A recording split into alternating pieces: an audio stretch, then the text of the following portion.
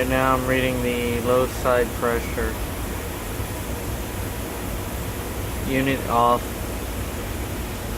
Compressor continuously pumps down.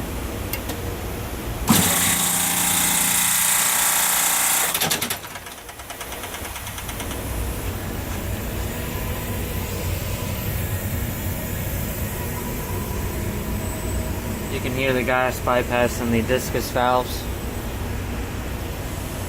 I'm not fully isolated yet. If I completely isolate the suction side service valve, the compressor should continuously run because it's not filling up the suction line piping.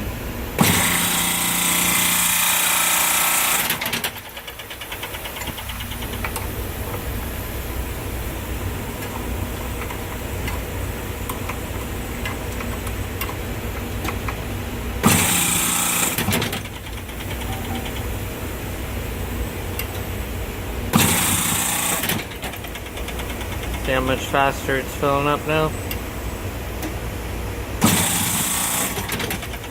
Because now we're not filling up the suction line.